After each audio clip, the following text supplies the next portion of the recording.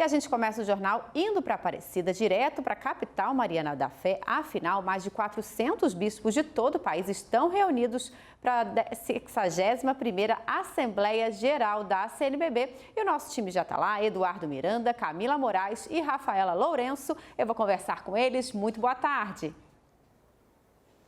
Boa tarde para você, Lê, a todos aí do TJ Aparecida. Estamos aqui no Centro de Eventos Padre Vitor Coelho de Almeida. Nesse momento, uma pausa para o almoço, segundo dia de retiro dos bispos que estão participando da Assembleia Geral da CNBB, com o secretário de Estado do Vaticano, cardeal Pietro Parolin. Quem está ao meu lado nessa cobertura toda especial da TV Aparecida, minha amiga Camila Moraes. Boa tarde para você, Camila.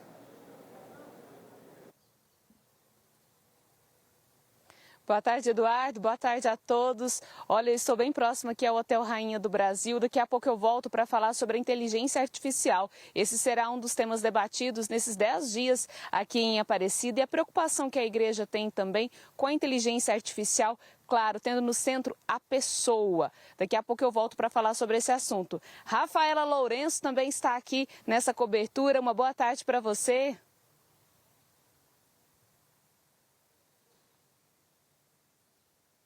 Boa tarde, Camila, e a todos que nos acompanham. Eu estou aqui na Capela Nossa Senhora da Esperança e daqui a pouquinho eu volto para falar sobre as participações da Assembleia. Além dos bispos, arcebispos e cardeais, vários organismos da igreja também participam, como as Pontifícias Obras Missionárias. Letícia, com você. E a gente começa falando diretamente com a Camila Moraes, que ela está lá no Hotel Rainha, vai conversar com a gente, falar um pouco sobre a inteligência artificial, que vai ser um dos temas abordados nessa Assembleia. Camila, muito boa tarde.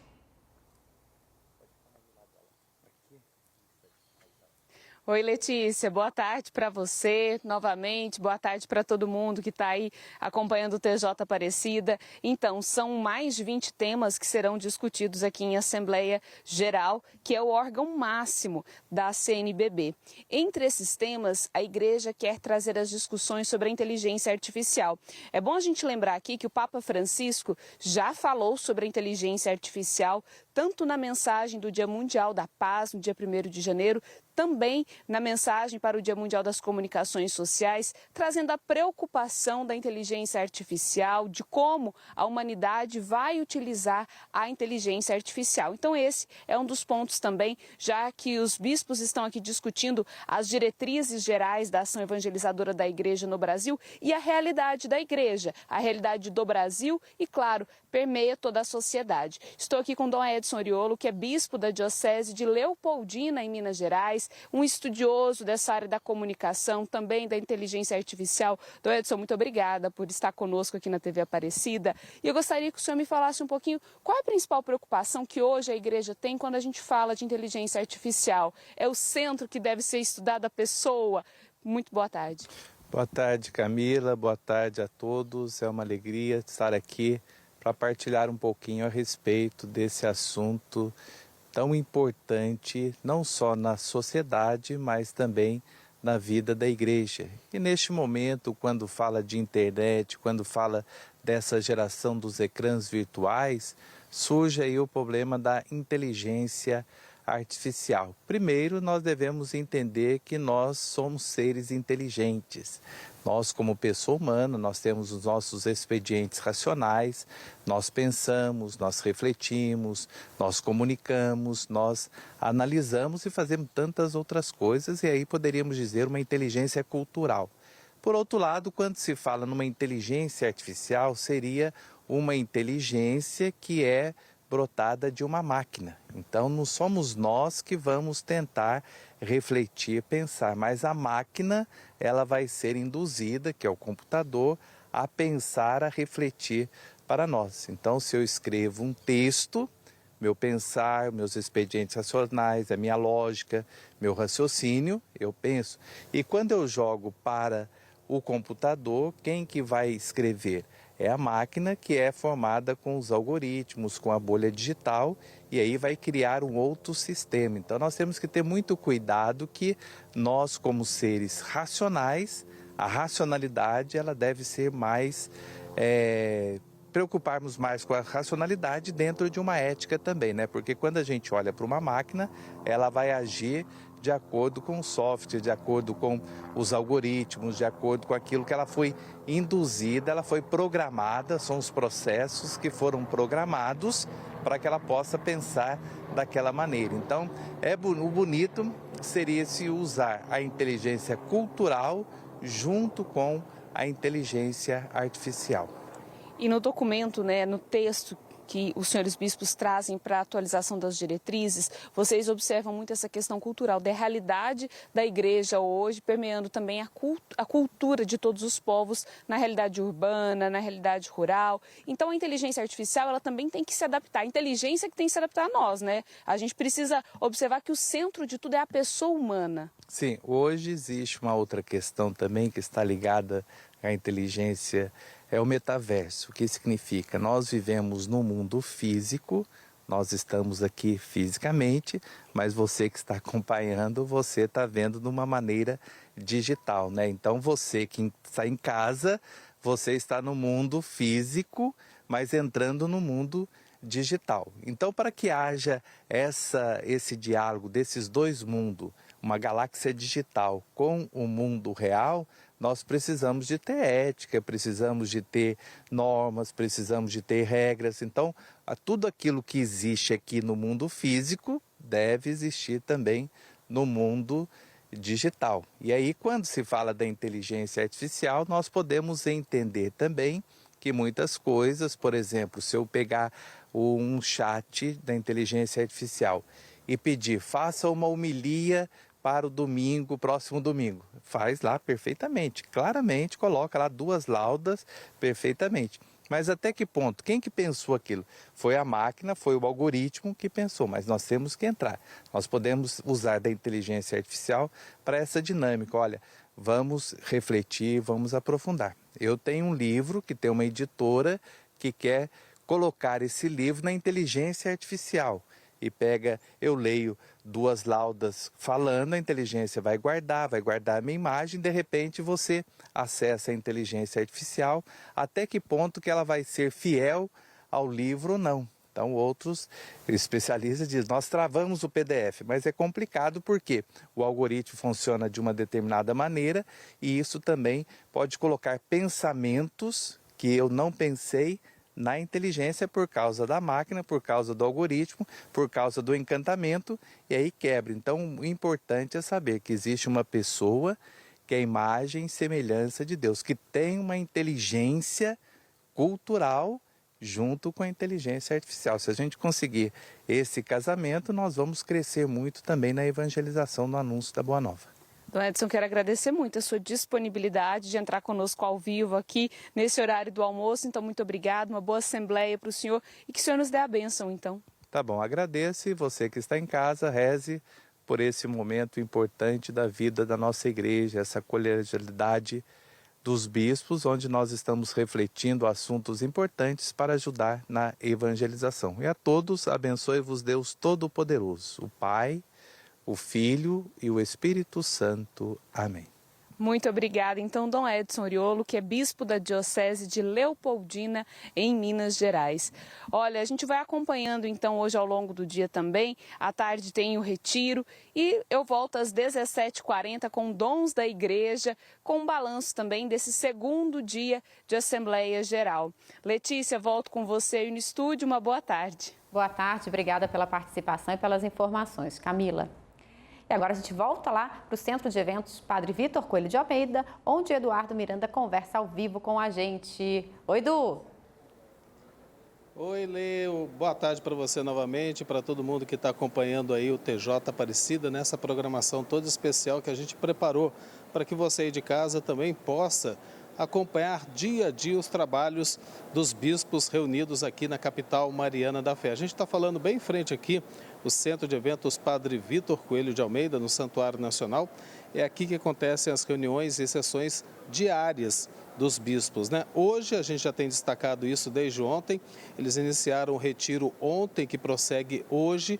Esse retiro está sendo dirigido pelo cardeal Pietro Parolin, ele que é o secretário de Estado do Vaticano, que inclusive presidiu a missa com os bispos hoje de manhã, às 7 horas da manhã, que você também assistiu aqui pela TV Aparecida. Então tem retiro hoje também, amanhã são retomadas as sessões. Por conta desse retiro, hoje não teve a entrevista coletiva à imprensa, como acontece todos os dias. Mas ontem, primeiro dia dessa coletiva, o presidente da CNBB e também arcebispo de Porto Alegre, Dom Jaime Spengler, acompanhado de Pietro Parolin, do cardeal Pietro Parolin, secretário de Estado do Vaticano, abordou vários assuntos que estão dentro da temática principal aqui desta 61ª Assembleia Geral da CNBB.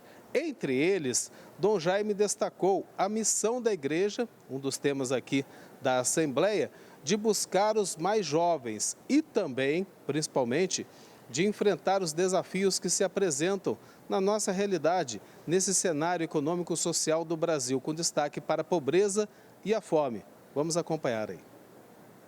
Reunidos em comunhão, o Episcopado Brasileiro deu início ontem à 61ª edição da Assembleia Geral da CNBB, pela 14ª vez realizada em Aparecida. O tema central da Assembleia deste ano propõe uma atualização sobre as diretrizes da ação evangelizadora da Igreja no Brasil.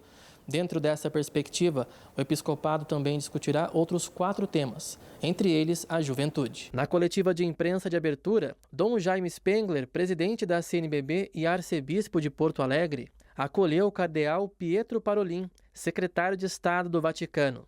Alcançar os jovens é o caminho para novas diretrizes da Igreja. Um dos desafios que as novas diretrizes podem ter diante de si, e eu creio que tenha, é realmente como propor o Evangelho às novas gerações, pensando sobretudo nos adolescentes e jovens. E aqui nós temos dados interessantíssimos que vêm da medicina, da psicologia, da pedagogia, enfim, das ciências humanas. Quando se diz assim que há uma mudança geracional, se eu posso usar esse termo, de compreensão a cada 5 anos hoje. Por isso, eu creio que os processos de iniciação à vida cristã precisam de uma constante revisão para que correspondam àquilo que o tempo presente exige de todos nós. Eu gostaria de colocar 3 princípios importantes, 2 que foram apresentados no Sínodo para os jovens e um terceiro. Esses 2 métodos de evangelização com os jovens é o trabalho pessoal de escuta e acompanhamento dos jovens. E depois o método foi apresentado no Sínodo para os jovens e depois aquilo que o Santo Padre sempre insiste com todos, que é a questão, o método prático. Ou seja, os jovens, eles precisam realizar a caridade. Em consonância com as diretrizes, estão as preocupações com o contexto econômico e o reflexo das mazelas sociais, como a fome e a pobreza, que serão debatidas na conjuntura social nesta Assembleia. Vivemos um contexto econômico que nos desafia, social que nos desafia.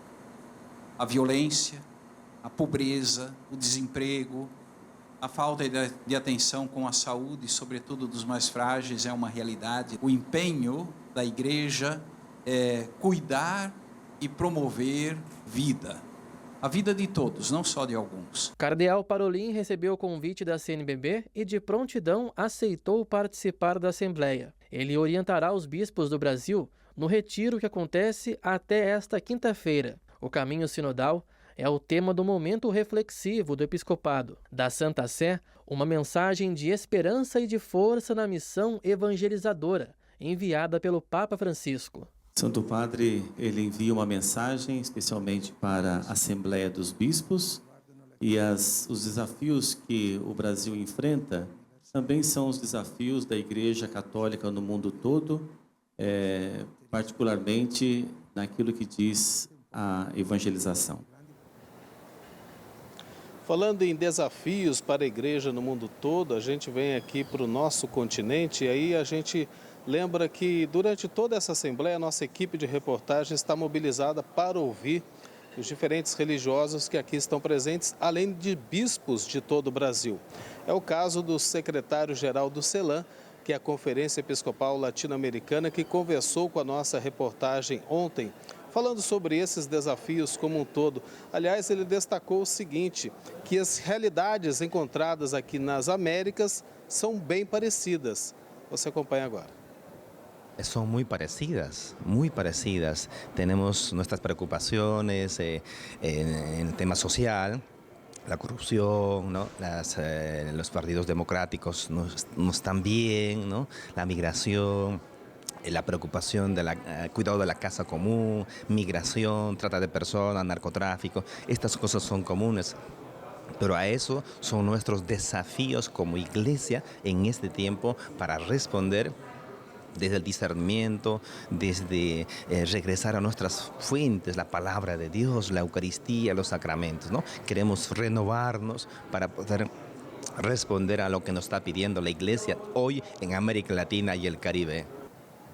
Portanto, aí a palavra do secretário-geral do CELAM, Conferência Episcopal Latino-Americana, participando também da nossa cobertura nessa 61ª Assembleia Geral da CNBB, Conferência Nacional dos Bispos do Brasil. O pessoal de casa está acompanhando o TJ agora, está reparando que pouco movimento nesse momento aqui em frente ao Centro de Eventos Padre Vitor Coelho de Almeida. Isso por conta da hora do almoço, tem essa pausa. Os bispos retornam agora à tarde, mas apenas para o retiro. Portanto, o retiro é a principal atividade que acontece nesta quinta-feira, no segundo dia da Assembleia. Amanhã, no terceiro dia, serão retomadas as sessões. Isso na parte da manhã e da tarde também com a coletiva de imprensa que acontece todas as manhãs.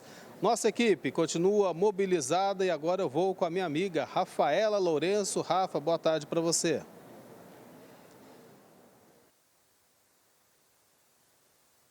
Boa tarde, Eduardo, e a todos então que acompanham o TJ Aparecida. Bom, eu estou aqui na Capela Nossa Senhora da Esperança, bem próximo ao Hotel Rainha, para falar justamente sobre as participações na Assembleia, viu, Eduardo? Porque, além dos cardeais, arcebispos e bispos diocesanos e eméritos, vários organismos da Igreja, pastorais da Igreja, também participam, né, da Assembleia, assim como as POM, né, que são as Pontifícias Obras Missionárias. E para entender um pouquinho melhor sobre essas reflexões e participações também, eu converso com a irmã Regina da Costa, que é a diretora nacional, essa mulher de coração ardente, né? E sempre com os pés a caminho das missões, não é, irmã? Obrigada, Rafaela. Boa tarde a todos aqueles que nos seguem também, que nos acompanham neste momento.